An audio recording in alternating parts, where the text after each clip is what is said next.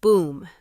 At 4:30 in the afternoon on September 13th, 1848, Phineas Gage was tamping gunpowder into a hole in a rock with an iron rod, when the rod, the powder, and a fair chunk of what we understand about the human brain all went off at once. Gage was 25, a railroad foreman in Vermont, and very good at his job. His work was blasting away rock to lay new track, which meant drilling a hole, pouring in powder, adding a fuse, and packing it all down with a long iron bar called a tamping iron. His own custom-made 3 feet 7 inches long and weighing more than 13 pounds. He had done it 1,000 times. On this particular afternoon, something distracted him.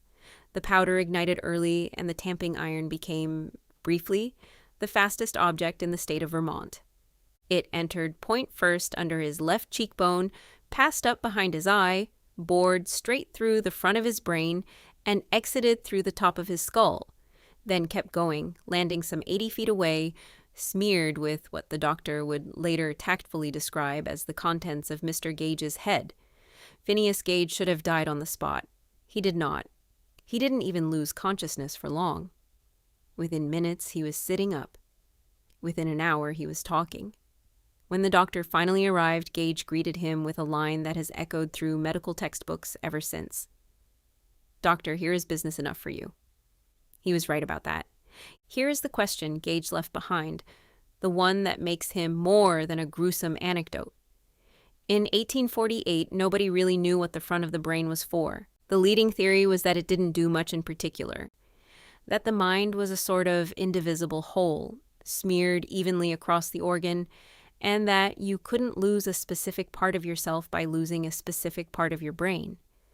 Gage was about to become the most important counterexample in the history of the field, because he survived, and the man who survived was not, by many accounts, the same man who had picked up that iron. The physical recovery was astonishing. Under the care of a country doctor named John Harlow, Gage fought off infection, lost the sight in his left eye, and within a couple of months was up and walking, physically more or less intact. He could speak, remember, move, and reason. By every obvious measure, he was fine. The townspeople who watched him recover were so amazed that some of them were convinced Harlow was simply lying about how bad the injury had been. Which tells you something about how implausible the whole thing looked from the outside. But Harlow noticed something else, something subtler and stranger. The Gage who recovered, he reported, was changed. The old Phineas had been responsible, level-headed, well-liked, a capable foreman trusted with men and money. The new one was impatient, profane, unreliable, full of plans he abandoned the moment he'd made them. His friends, in Harlow's famous phrasing, said he was no longer Gage, and that he seemed like a different man entirely. This single observation became the foundation of modern neuroscience. Here, finally, was evidence you could point to. Damage one specific region, the front of the brain, and you don't lose memory or speech or movement, you lose something harder to name: judgment, restraint, planning, the part of a person that weighs consequences. The frontal lobes, it turned out, were where a great deal of you lived. Gage's accident is the reason we know that.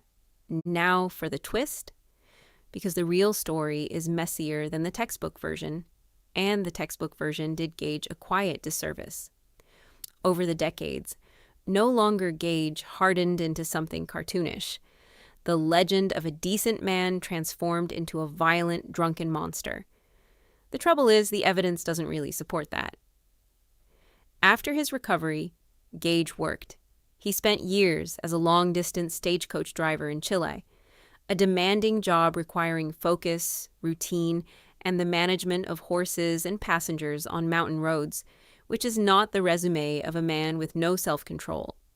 By some accounts, he adapted, recovered much of what he'd lost, and rebuilt a functioning life. The monster may have been a phase or an exaggeration, or partly invented after the fact by people who'd never met him. There's one more detail worth keeping.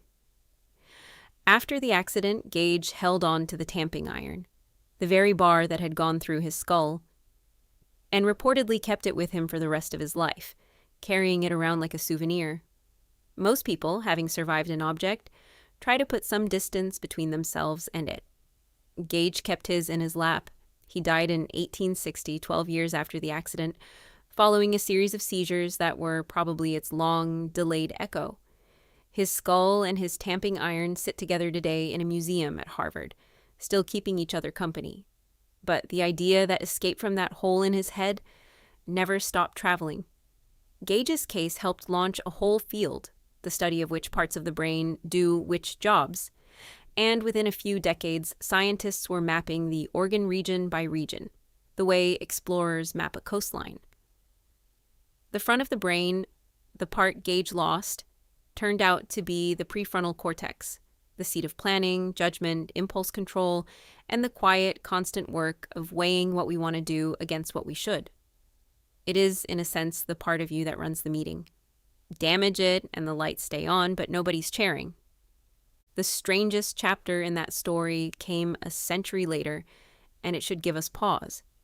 In the 1940s and 50s, surgeons looked at everything Gage's injury seemed to prove and drew exactly the wrong lesson from it. Performing tens of thousands of lobotomies, deliberately severing the front of the brain to make difficult patients calmer and more manageable.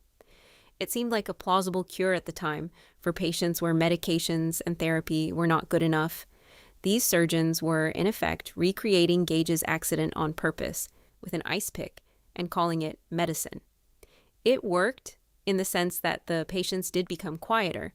It also hollowed many of them out in precisely the way Gage's friends had described back in 1848, leaving people who were technically present but somehow no longer themselves. We had been warned. We did these horrific surgeries anyway. And here's the humbling part. For all the machines we've built since, the scanners that watch the brain light up in real time, the maps far more detailed than anything Gage's doctor could have dreamed of, we still can't fully answer the question his accident raised. We can point to the region where personality seems to live.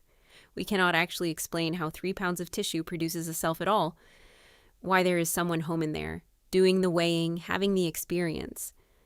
Modern psychology is extraordinarily good at describing what changes when the brain is damaged, and still strangely lost when asked what exactly was there to be damaged. So how much did that iron actually change him?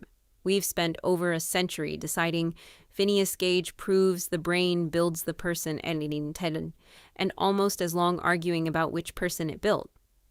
Maybe that's the most fitting legacy a man like Gage could leave. Not an answer, but a question we still can't close. The honest answer is that the most famous brain injury patient in history is still, in the end, a man we were guessing about. And if we are honest, so are the rest of us.